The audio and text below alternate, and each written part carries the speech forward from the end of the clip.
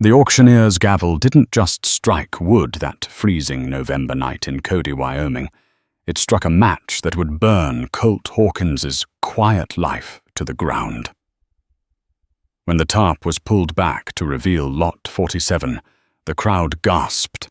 It wasn't just a dog. It was a monster, a creature of muscle and scars, standing nearly as tall as a man. Everyone else saw a killer. Colt saw a soul drowning in darkness. But the moment he loaded that beast into his truck, he wasn't just adopting a pet. He was inheriting a secret worth killing for. And the man he outbid. He wasn't going to let his property, or the evidence hidden inside it, go without a war. The wind howling through the Bitterroot Mountains carried the scent of snow, a metallic tang that stuck to the back of the throat.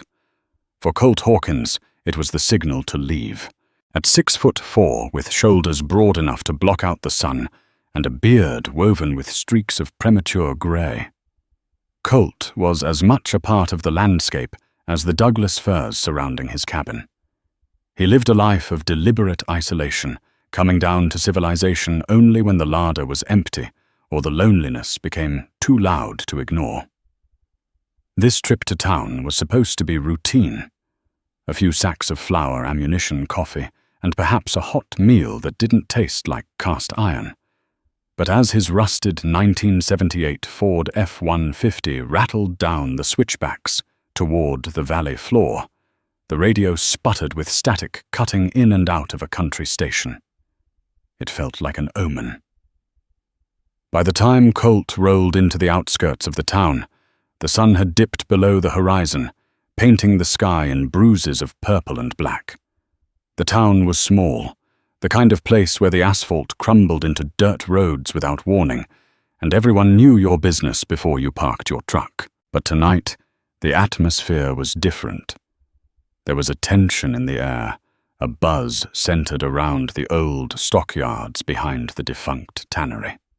Colt parked his truck near the general store, stepping out into the biting cold. He adjusted his shearling coat, his boots crunching on the gravel.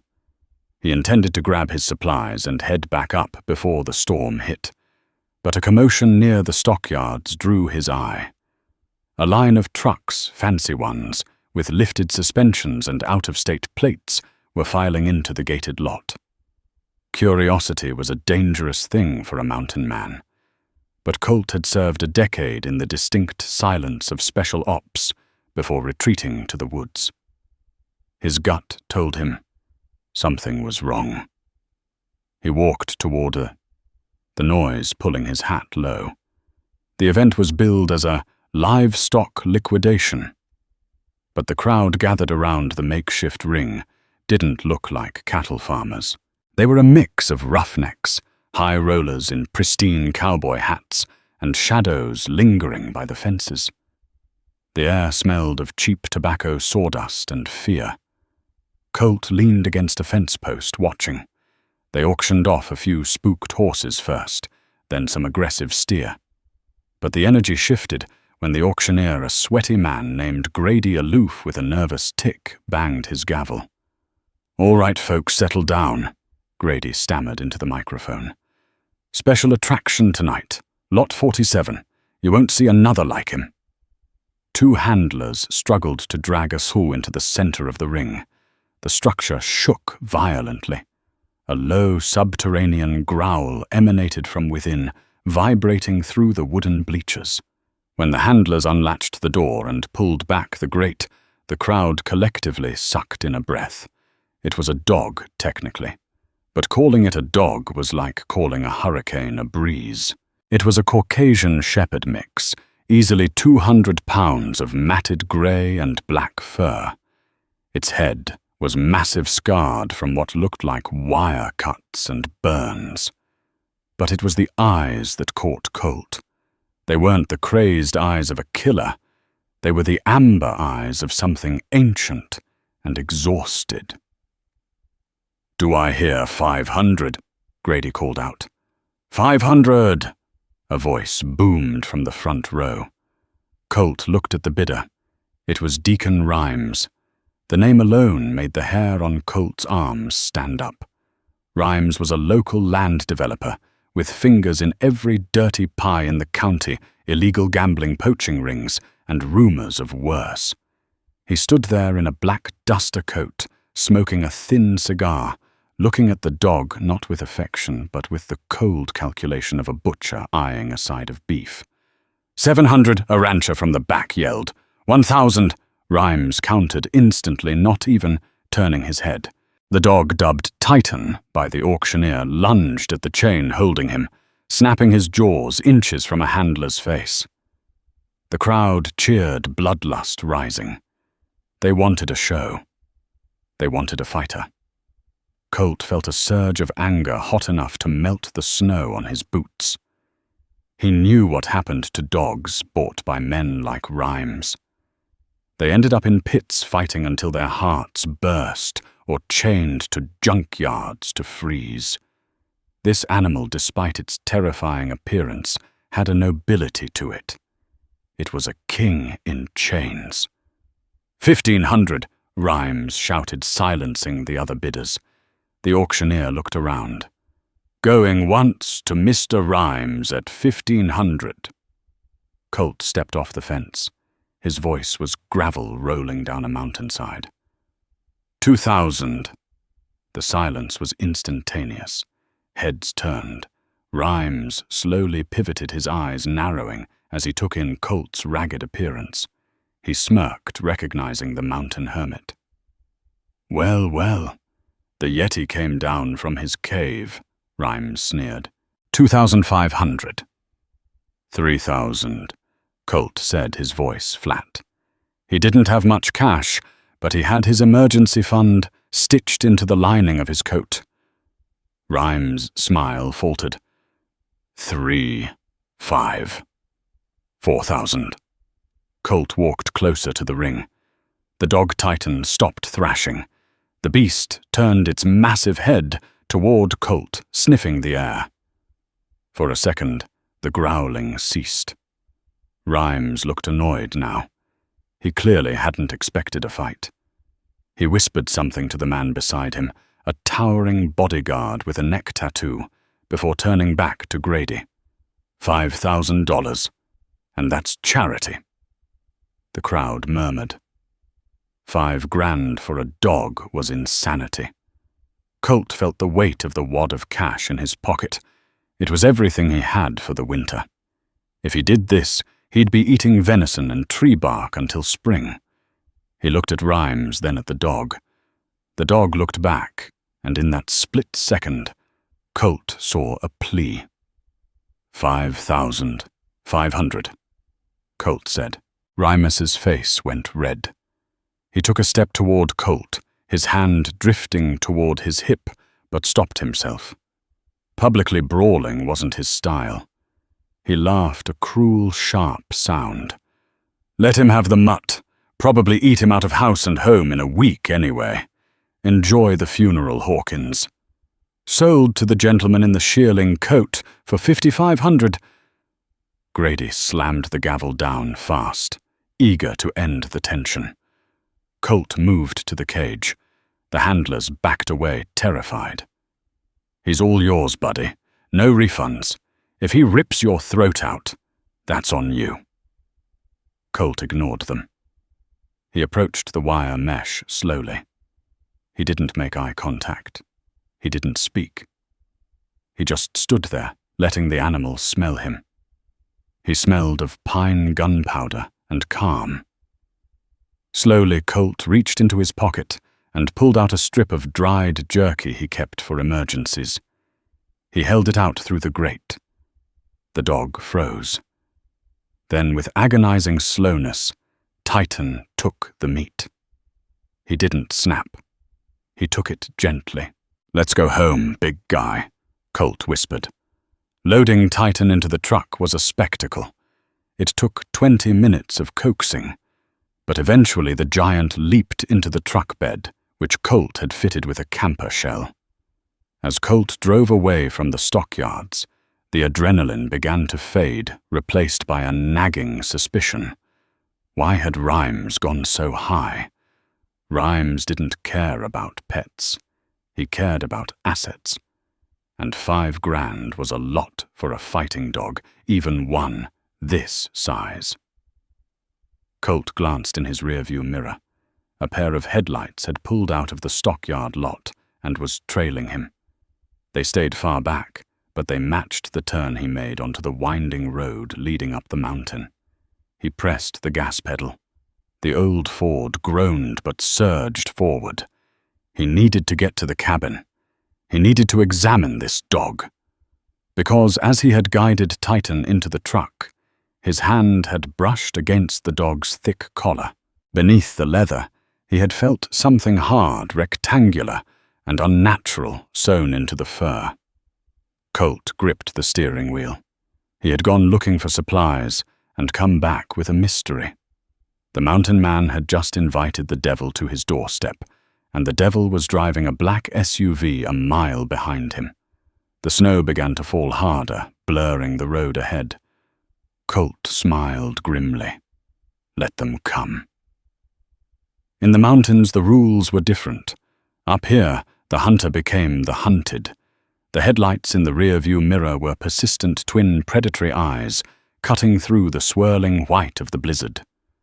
Colt Hawkins knew every inch of the road up to Firebreak Ridge. He knew where the asphalt gave way to washboard gravel, where the guardrails had rusted away into the ravine, and where the black ice liked to hide in the shadows of the looming pines. He shifted the F-150 into a lower gear. The engine roared, a defiant mechanical beast against the howling wind.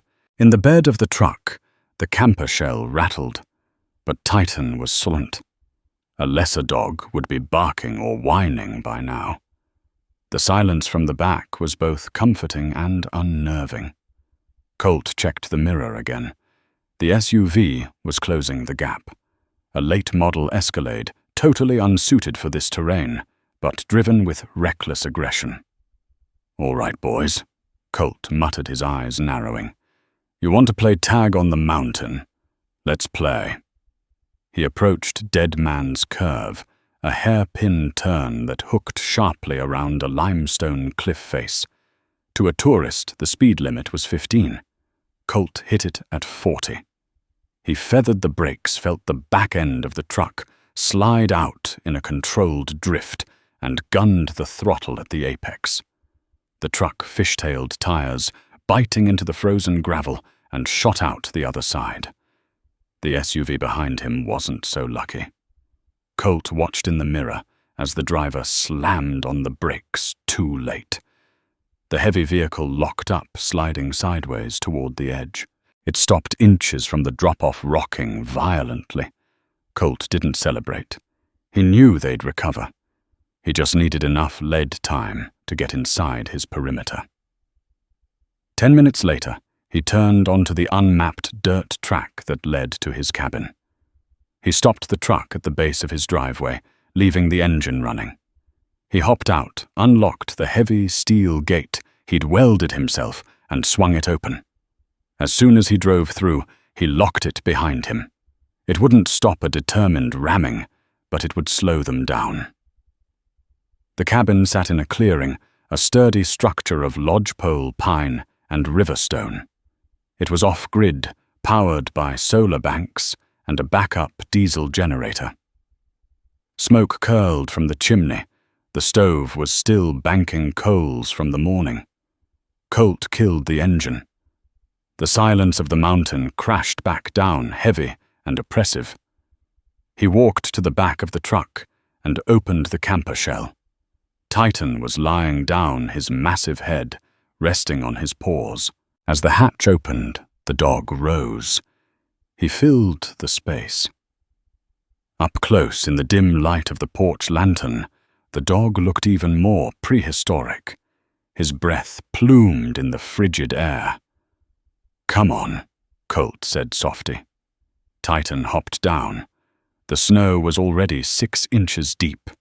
The dog shook himself, a tremor that started at his ears and ended at his tail, sending a spray of snow flying. He looked at Colt, then at the cabin, then back at the dark road they had just come up. A low growl rumbled in his chest, directed at the gate. "Yeah, I know," Colt said, patting the dog's massive flank. "They're coming. Let's get inside." Inside the cabin was freezing, but a few logs in the wood stove and some kindling got the fire roaring in minutes. The orange glow danced across the rough-hewn walls, illuminating Colt's sparse life: a rack of rifles, a wall of books, a simple cot, and a heavy oak table. Colt filled a metal bowl with water and placed it on the floor. Titan lapped at it thirstily, the sound filling the room. Colt watched him, his mind racing. He needed to know what he had bought. "Come here, boy," Colt commanded. Titan stopped drinking. He walked over to Colt and sat. The obedience was instant. This wasn't a beaten-down shelter dog. This animal had discipline. Colt knelt. He ran his hands through the thick, matted fur around the dog's neck. The leather collar was thick, almost 2 inches wide, studded with brass. It looked old. Colt ran his fingers along the inside lining. There. Just behind the buckle, there was a lump. It wasn't a burr or a tick. It was rectangular and hard. Colt pulled out his buck knife. "Stay," he whispered. He carefully sliced the stitching on the inner leather. Titan didn't flinch, didn't move a muscle, even with the blade inches from his jugular. Colt peeled back the leather, and a small object fell into his palm. It was a silver USB drive wrapped in a thin layer of waterproof plastic. But there was something else. A small folded piece of parchment paper, waxy and old. Colt unfolded the paper. It contained a set of GPS coordinates and a single name written in shaky cursive Sarah. Before he could process it, the sound of an engine cut through the wind outside. Then came the screech of metal on metal. They were ramming the gate. Colt stood up, his face hardening into stone. He slipped the USB drive into his pocket and grabbed the Remington 870 shotgun from the rack. He racked a shell into the chamber, the universal sound of "Get off my property." "Titan," Colt said, his voice low and commanding. "Guard." The dog's demeanor changed instantly. The exhausted slump vanished. His ears pinned back, his lips curled to reveal inch-long canines, and he moved to the side of the door, positioning himself out of the line of fire, but ready to strike. Colt killed the lights. He moved to the window, peering through the crack in the shutters. The gate was down. The Escalade was parked in the center of the clearing, high beams bathing the cabin in blinding light. 3 men stepped out.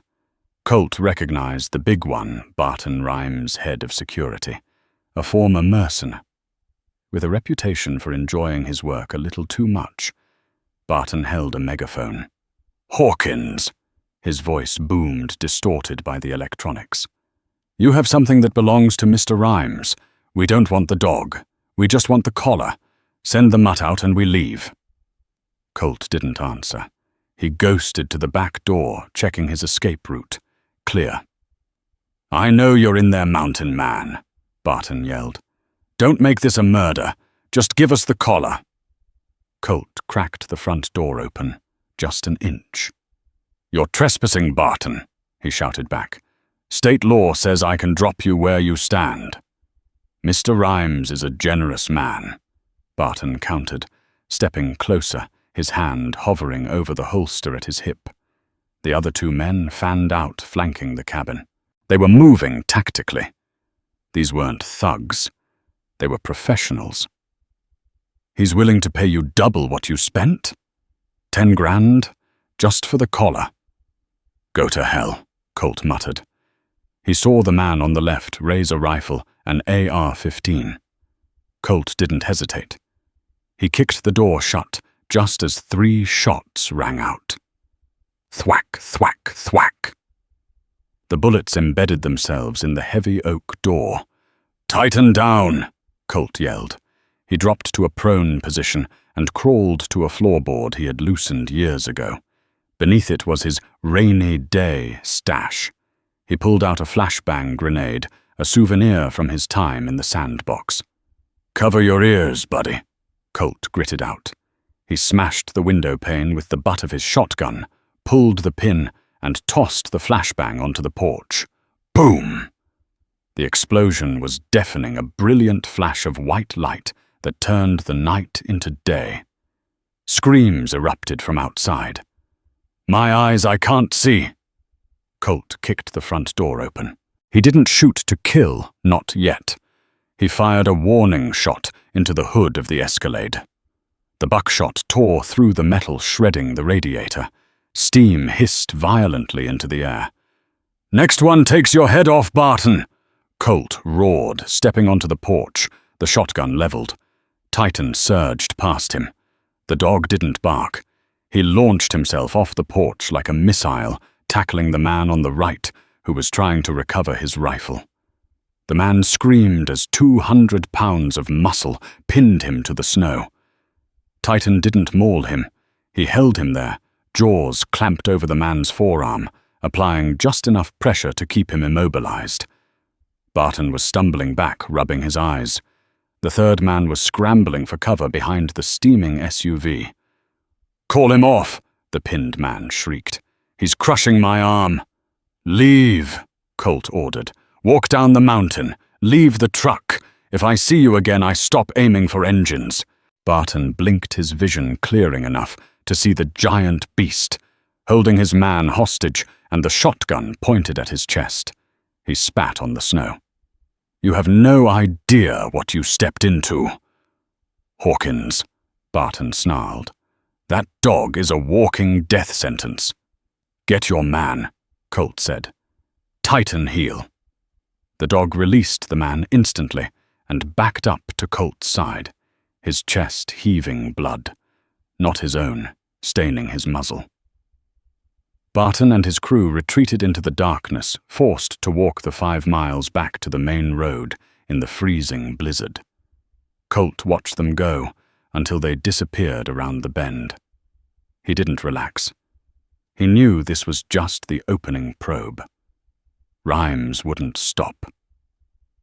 Colt looked down at Titan. The dog looked up, tail wagging once slowly. "Good boy." Colt exhaled, the adrenaline crashing. "Now let's see what makes you worth killing for." The storm settled in with the weight of a judgment. By midnight, the wind was screaming at 60 miles per hour, turning the world outside into a white void. The temperature dropped to 20 below. No one was coming up that mountain tonight, and no one was going down. Colt secured the cabin. He nailed plywood over the broken window and reinforced the door with a heavy steel bar. He kept the lights off, working by the glow of the fire and a single tactical flashlight. He sat at the kitchen table, a laptop, an old, ruggedized Panasonic Toughbook humming in front of him. He plugged in the silver USB drive. Titan lay under the table, resting his chin on Colt's boot. The bond was forming fast. In the chaos of the fight, they had trusted each other. That kind of trust usually took years. The laptop chimed. A password prompt appeared on the screen. "Damn," Colt whispered. He tried the obvious. Titan, rhymes, dog, nothing. He pulled the crumpled piece of parchment paper from his pocket. The coordinates 44.58 degrees north, 109.23 degrees west, and the name Sarah. He typed SARAH into the password box. Access denied. He tried the coordinates as a string of numbers. Access denied. Colt leaned back, rubbing his eyes. He looked at the dog. "What's the secret, big guy? Who is Sarah?" Titan's ears perked up at the name. He whined softly, a high-pitched sound that contrasted with his massive size. He stood up and nudged Colt's hand with his wet nose, then walked over to a corner of the room where Colt kept an old pile of blankets. Titan began to dig at them, anxious. Colt watched him. "What is it?" Titan grabbed an old red flannel shirt from the pile in his teeth and brought it to Colt. He dropped it and barked once. Sharp, urgent. Colt picked up the shirt. It was nothing special, but then he realized what Titan was doing. He wasn't bringing the shirt. He was responding to the tone. Colt looked at the paper again. Sarah. It wasn't a password. It was a person. He looked at the dog's collar again. He grabbed the magnifying glass from his desk and examined the brass buckle. Etched into the underside of the metal so faint it was almost invisible were 4 digits 0911. A date September 11th. No too generic. He typed 0911. Access denied. Colt sighed. He grabbed a bottle of whiskey and poured a shot. "Think Hawkins. You were intel. Think like a spy." He looked at the dog. Titan was the name the auctioneer used. But what if the dog had another name, Sarah? Colt said to the dog. Titan whined again. "Search," Colt commanded. Titan began sniffing the room frantically. "He knows the name," Colt muttered. "He's looking for her." Colt looked at the coordinates again, 44.58 degrees north, 109.23 degrees west. He opened a topographical map application on the laptop. He punched in the numbers.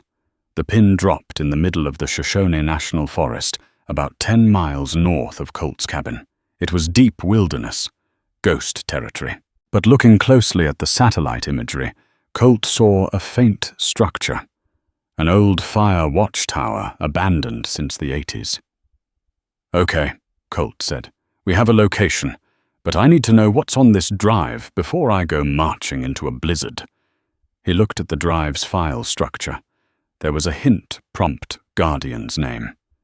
It wasn't Srem. Sarah was likely the owner. The Guardian was the dog. "What's your name?" Colt asked the beast. The auctioneer called him Titan. Rhymes called him a mutt. Colt thought back to the auction. The handler had said, "Don't touch him, he's a devil." Colt typed devil. No, he typed king. No, he thought about the breed. Caucasian shepherd, Russian bear dog. He looked at the tattoo he had found on the dog's inner ear earlier while checking for ticks. It was a series of Cyrillic letters. Colt didn't speak Russian, but he recognized the alphabet. He used an online translation tool to input the shapes of the letters. V-O-L-K. "Volk," Colt said aloud. "Wolf." The dog's head snapped up. He barked a sound like a gunshot. His tail thumped the floor hard. Colt typed Volk into the password box. Access granted. The screen filled with folders. Financials, blueprints, emails, video logs. Colt clicked on video logs. There was one file dated 2 weeks ago. He clicked play. A woman appeared on the screen. She was young, maybe late 20s, with messy blonde hair and tired eyes. She was sitting in what looked like the cabin of a truck. She looked terrified. "My name is Sarah Jenkins," she began, her voice shaking. "If you're watching this, I'm probably dead. I was an accountant for Deacon Rhymes. I thought I was just balancing books for his construction firms. I didn't know. God, I didn't know." She wiped a tear. "Rhymes isn't building luxury resorts. He's building storage facilities for the cartel. But not for drugs. They're moving people. And they're moving something else. Something biological. I don't understand the science, but I saw the manifests. It's soil samples from the old government testing sites.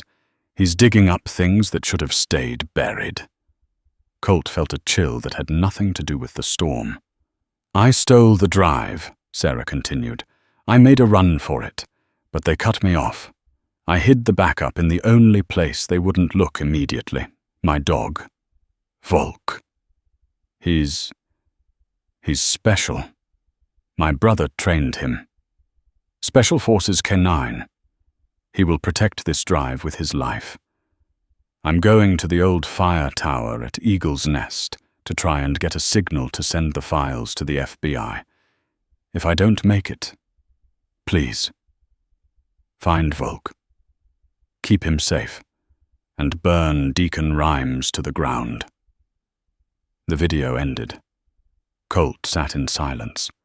The fire popped.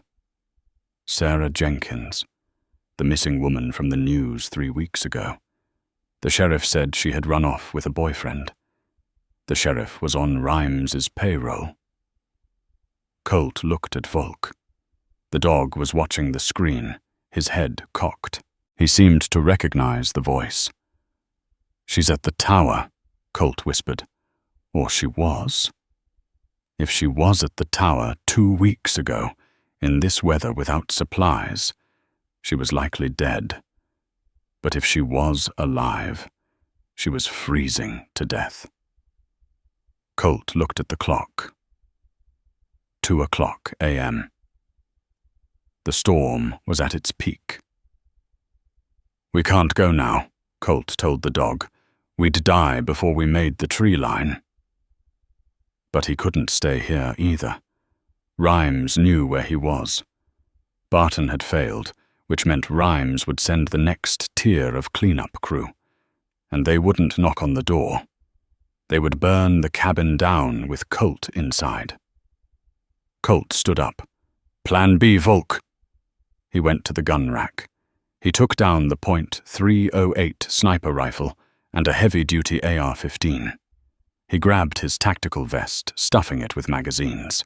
He went to the pantry and began loading a rucksack with MRE's water and first aid kits. "We leave at first light," Colt said. "We're going to that tower. We find Sarah. Then we finish this." Suddenly the power cut out. The hum of the refrigerator died. The laptop went to battery power. Colt froze. The wind was howling, but beneath it, he heard a sound that made his blood run cold. The sound of a chainsaw. They weren't waiting for morning, and they weren't attacking the gate. They were cutting through the heavy timber walls at the back of the cabin, the blind spot.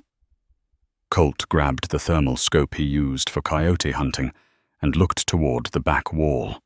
Through the wood, he couldn't see anything, but the vibration was unmistakable. "Volk," Colt whispered. "Hunt." He didn't need to shout. The dog moved like sock. Volk headed for the back bedroom. Colt kicked the table over for cover, aiming the AR-15 at the hallway.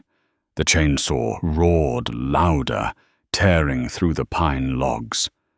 Wood chips flew into the bedroom. A hole appeared large enough for a hand, then an arm, then a body.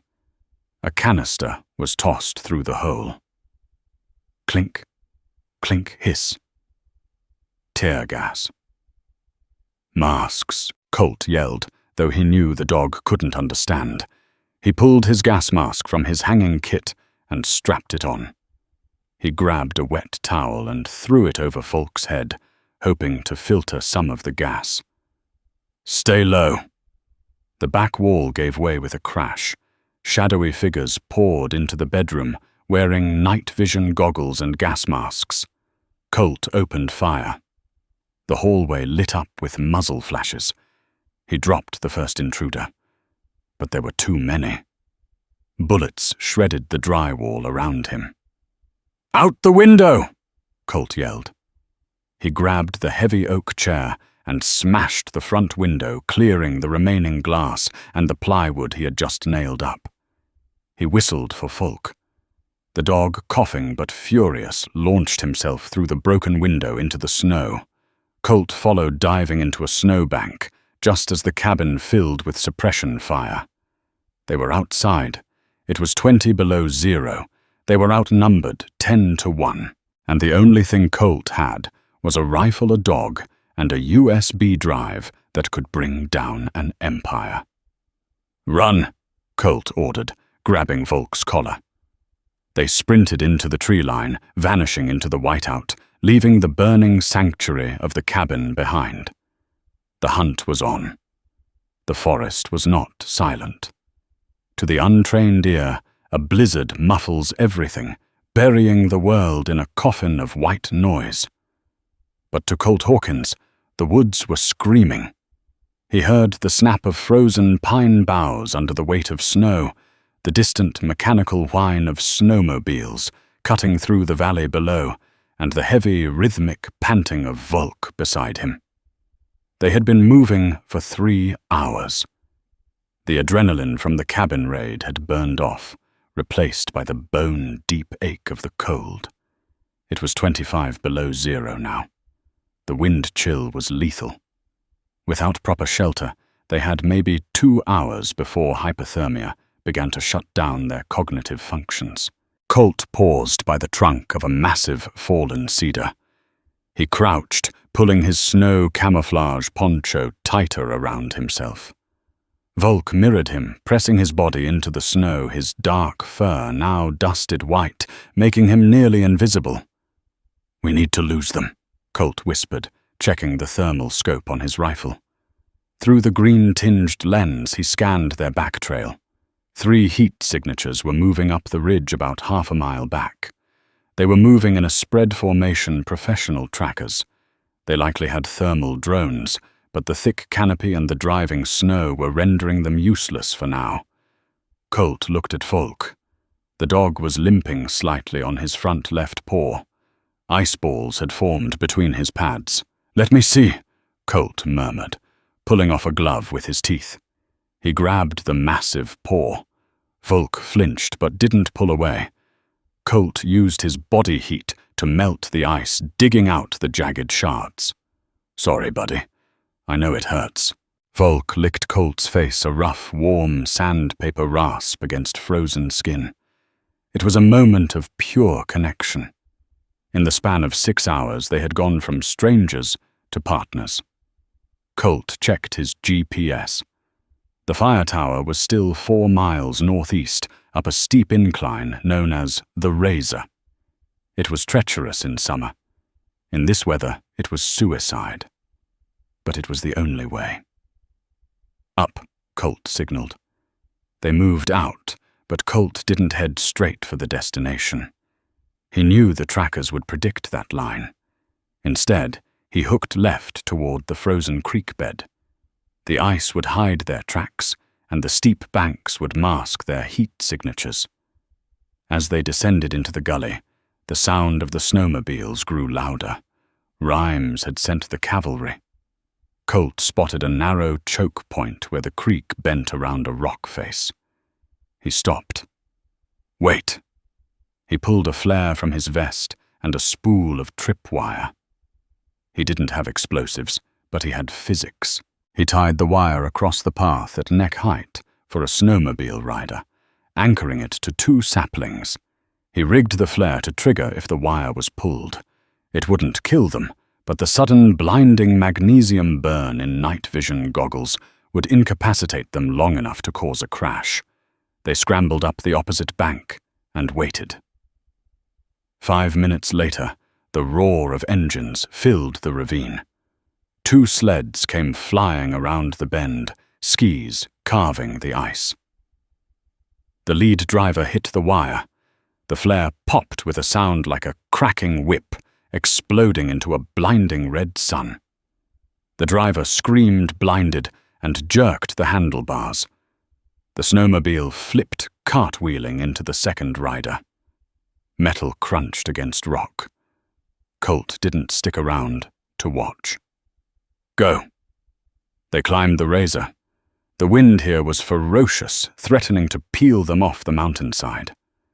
Colt's lungs burned. Every breath felt like inhaling glass. He could feel his fingers going numb inside his gloves. Volk was struggling too. The deep snow was exhausting for the heavy animal. At one point, The dog slipped, sliding 10 feet down toward a drop-off. Colt lunged, grabbing Volk's collar with one hand and digging his knife into a tree root with the other. He hauled the 200-pound beast back up, groaning with the effort. They collapsed on a small ledge, sheltered by an overhang.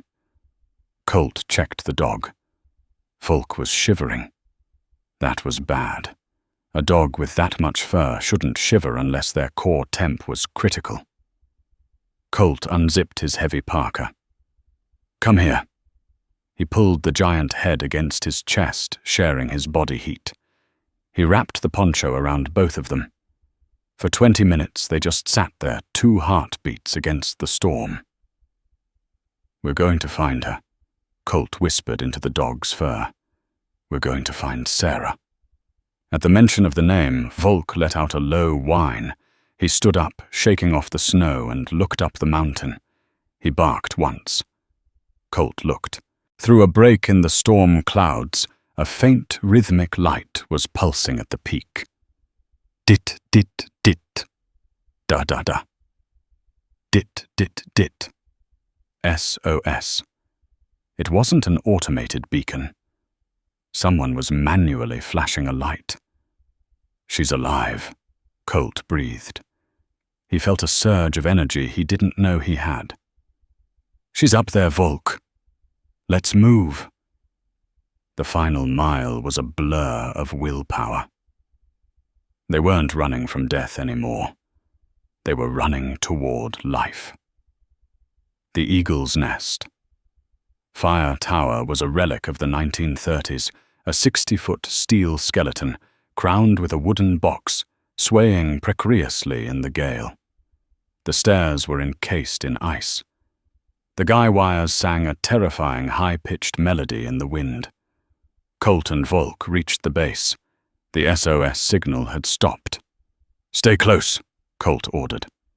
The stairs were too steep and icy for the dog. Colt looked at the structure. There was a pulley system for hauling gear, the basket still at the bottom. It looked rusted, but the cable held. "Get in," Colt told Volk, pointing to the metal basket. Volk hesitated, sniffing the rusted metal. "Trust me," Colt said, his eyes locking with the dog's amber gaze. Volk stepped in. Colt began to crank the winch. His muscles screamed, protesting every rotation, but he hauled the dog up 30 feet to the first landing, where the stairs were wider and less iced over. Volk hopped out, and Colt scrambled up the ladder to join him. They climbed the rest of the way together. Colt reached the trapdoor of the cabin. It was locked from the inside. He pounded on it. "Sarah, it's Colt Hawkins. I have Volk." Silence. Then a weak, scraping sound. The latch clicked. Colt pushed the door up and climbed into the small, glass-walled room. The temperature inside wasn't much better than outside. The windows were cracked, taped over with cardboard. In the center of the room, huddled inside a sleeping bag on a cot, was a lump. Volk rushed past Colt. He didn't jump or bark. He moved with a desperate, gentle urgency. He nuzzled the sleeping bag, making a soft crying sound that broke Colt's heart. A hand emerged from the bag, pale, blue-nailed, trembling. It touched Volk's nose. "Volk." The voice was a whisper, brittle as dried leaves. Colt moved to the cot. He saw her face. Sarah Jenkins was beautiful, even in this state, high cheekbones, striking green eyes that were currently glassy with fever and hypothermia. She looked at Colt, confusion clouding her gaze. "Who?" "I'm a friend," Colt said, kneeling. He stripped off his gloves and felt her forehead. She was burning up, paradoxically, while freezing to death. "I bought Volk at the auction. We found your drive." Sarah's eyes widened. She tried to sit up, but collapsed back. You have the drive rhymes.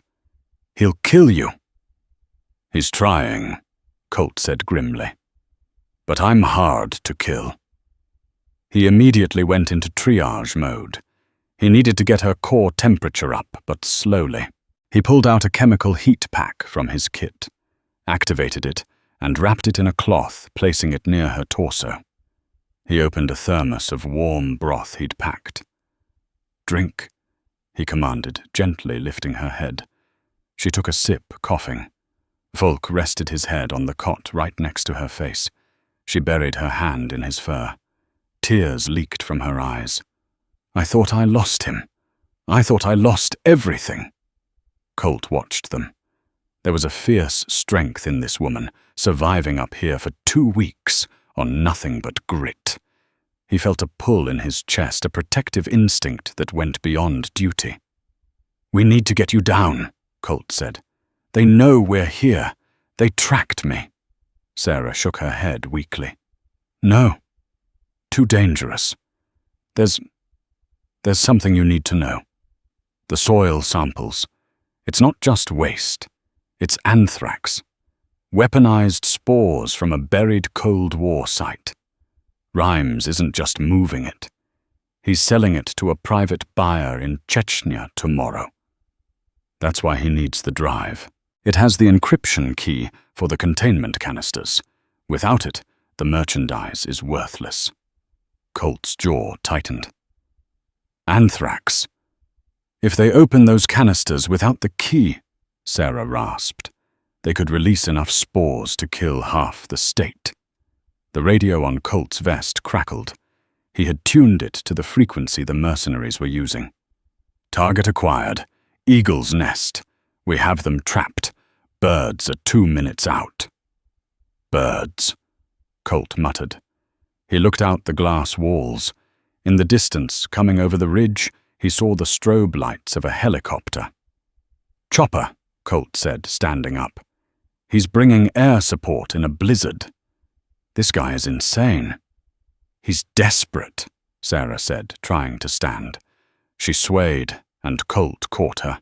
His arm went around her waist, pulling her flush against him to steady her. For a second, the danger paused. She looked up at him, her green eyes locking with his dark ones. Even through the layers of clothing, he felt her fragility. "I won't let them take you," Colt promised.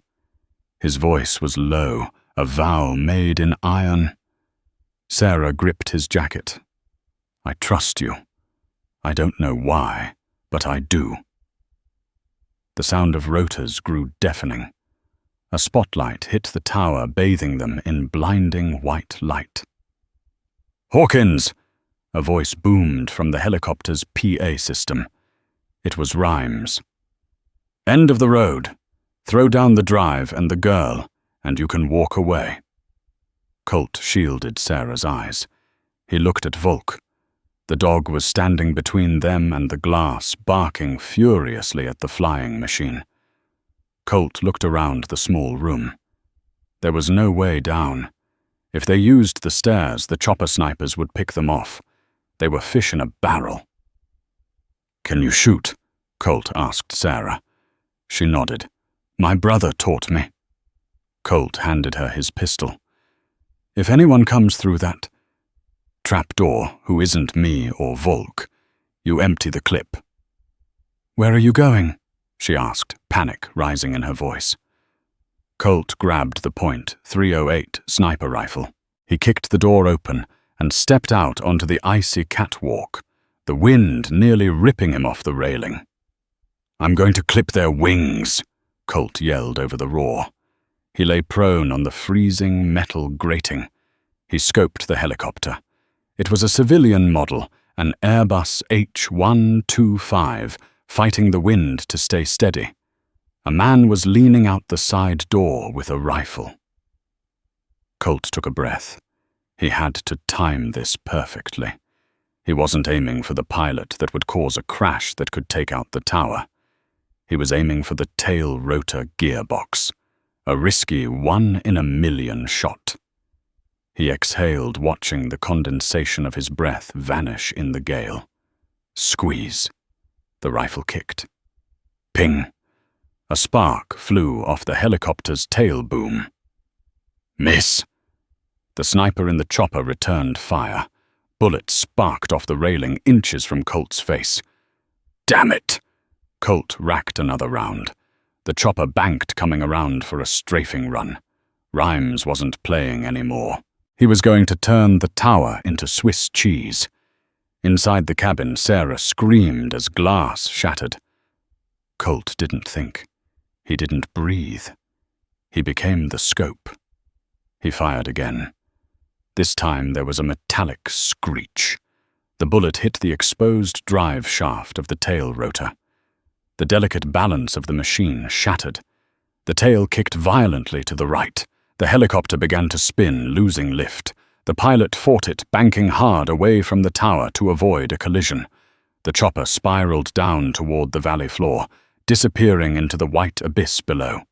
A few seconds later, a dull boom echoed up the canyon. Colt scrambled back inside. The wind was howling through the broken windows. Sarah was huddled in the corner, clutching Volk, the pistol raised. "Did you get them?"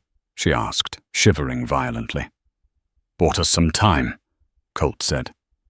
But Rhymes wasn't on that bird. That was just the scout. He looked at Sarah. She was fading again. The adrenaline had worn off. "We can't stay here," Colt said. "The cabin is compromised. We have to move." "I can't walk," Sarah whispered, ashamed.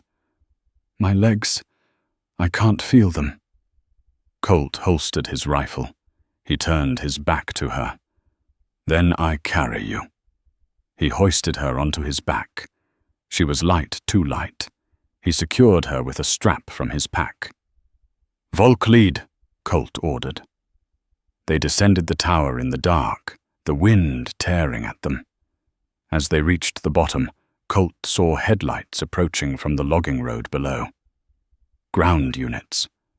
They were cut off. Colt looked at the map in his head. There was only one place left to go. The old mines. "Hold on tight, Sarah," Colt gritted out. "We're going underground." The mouth of the Dutchman's mine gaped open like a wound in the side of the mountain, black and breathing out a stale, earthy rot. It had been sealed since the 70s, but Colt knew the ventilation shafts were still open if you knew where to look. He kicked through the rotten boards, boarding up the entrance, the wood splintering easily under his boot. He carried Sarah into the darkness, Volk close at his heels. The sound of engines behind them was getting louder, headlights sweeping the trees they had just vacated. "Inside," Colt whispered. He moved 10 yards in, then set Sarah down gently against the cold rock wall. "Don't move." Colt doubled back to the entrance. He pulled a grenade from his vest, his last one. He didn't throw it at the enemy. He wedged it into the unstable timber frame of the mine entrance. He pulled the pin, rigged a tripwire with fishing line across the threshold, and sprinted back to Sarah. "Cover your ears!" Crack! Boom! The explosion wasn't fiery, but it was concussive. The entrance collapsed in a cloud of dust and falling rock, sealing them inside. The roar of the outside world was instantly cut off, replaced by the dripping of water and the sound of their own jagged breathing. Did you just bury us alive?" Sarah asked, her voice trembling in the pitch black. Colt clicked on his tactical light, the beam cutting through the dust. "I bought us a back door. This tunnel comes out 3 miles east near the old rail yard. But we have to move fast. The air in here is thin." He checked her condition. Her face was pale, her lips blue. The hypothermia was setting in deep. He couldn't carry her and navigate the treacherous flooded shafts at the speed they needed. "We need to stop for a minute," Colt said. "We need to get you warm." He found a dry alcove where the miners used to store tools. He sat on the ground and pulled Sarah into his lap, wrapping his heavy coat around both of them, like a cocoon. Volk lay across their legs, a living blanket of heat. "Talk to me," Colt said, rubbing her arms vigorously. "Keep your brain working. How did you end up in this mess, Sarah?" Sarah rested her head against his chest, listening to the steady thrum of his heart. "I was just good with numbers," she murmured. "I grew up poor in Montana. Rhymes offered a salary I couldn't refuse. I thought I was making it, achieving the American dream. I didn't look at the invoices too closely. Not at first." She shuddered, and Colt held her tighter. "Then I saw the email," she continued, "about the cleanup of a rancher who refused to sell his land for the depot. They killed him cold, and they laughed about it in the memos. That's when I started digging. That's when I found out about the anthrax. I couldn't sleep. I couldn't eat. I knew if I didn't do something that blood was on my hands, too." Colt brushed a strand of hair from her face. "You're brave, Sarah. Braver than most men I served with." She looked up at him in the dim light. "And you? Why does a man like you live alone on a mountain? You're not just a hermit. You're a soldier." Colt looked away, staring into the darkness of the tunnel. "I was a cleaner, Sarah. Special ops. I did the dirty work, so people back home could sleep at night. But after a while, the dirt doesn't wash off. I came up here to forget. To stop fighting." He looked back at her, his eyes soft. "And then I went to buy a bag of flour and came home with a giant dog and a trouble magnet." Sarah let out a weak laugh. "I'm sorry I ruined your retirement." "You didn't," Colt whispered. He leaned his forehead against hers. "You gave me a reason to wake up." The moment hung in the air, charged and fragile. Sarah reached up her hand, touching the rough stubble of his jaw. "Colt." She leaned in, and their lips met. It wasn't a desperate kiss, but a slow burning confirmation of survival. In the cold dark of the mine, a spark ignited that was warmer than any fire.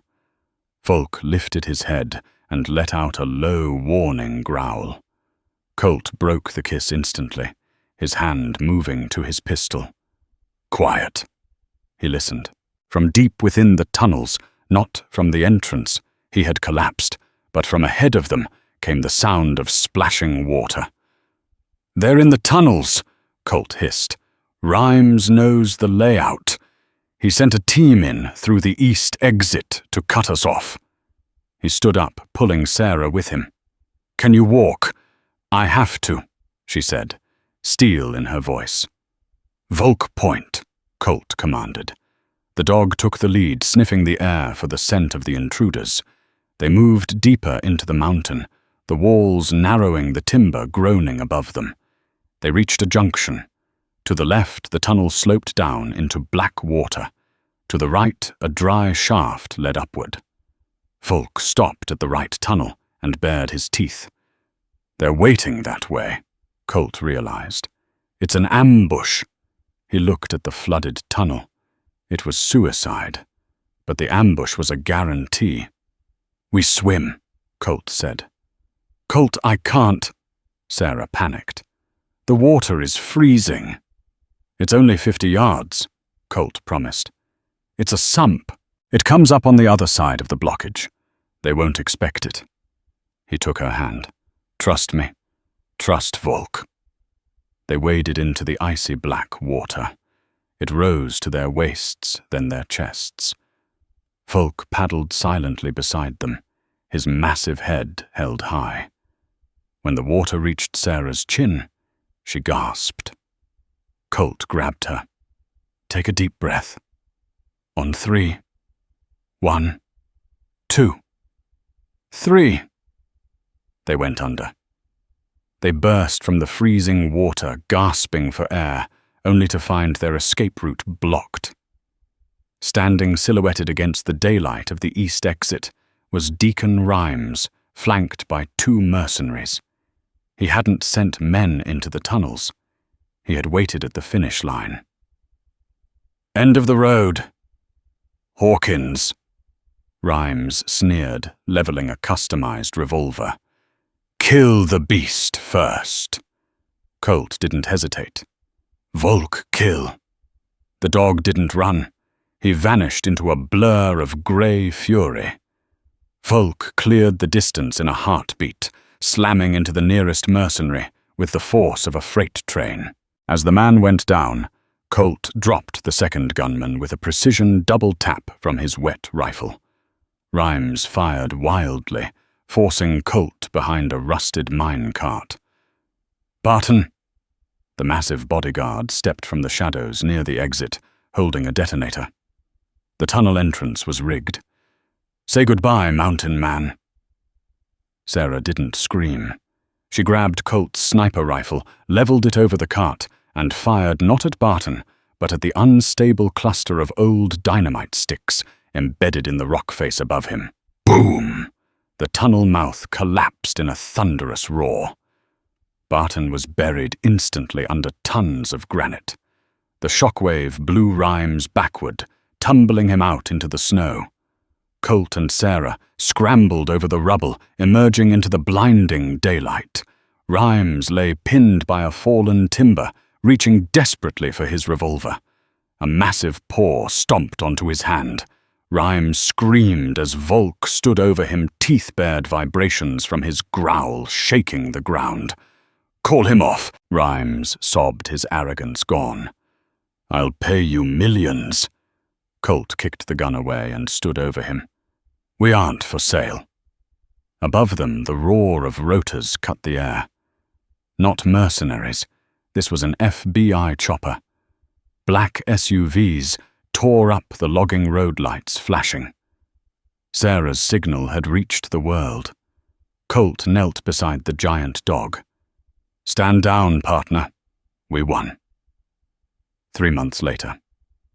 The snow had melted, leaving the valley a vibrant green. Colt stood on his porch, the smell of cedar and coffee in the air. Sarah stepped out, looking healthy and at peace, handing him a mug. "The verdict is in," she said softly. "Life without parole. Rhymes is done."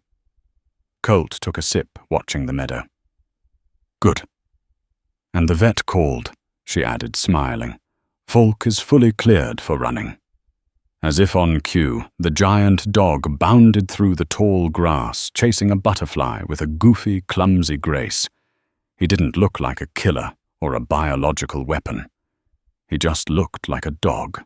He trotted back to the porch, dropping a slobbery stick at Colt's feet.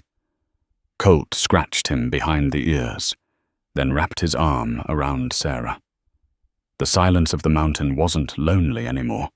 It was peaceful. "So," Colt said. "What now?" Sarah rested her head on his shoulder. "Now we live." Colt Hawkins went to an auction to buy a guard dog and ended up saving a soul. In a world full of monsters, sometimes the scariest-looking creature is the only one you can trust. They took down an empire not with money or influence, but with loyalty. If you enjoyed this story of survival and justice, please hit that like button. It really helps the channel.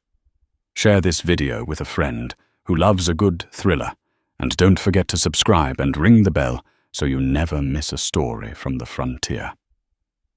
Thanks for watching.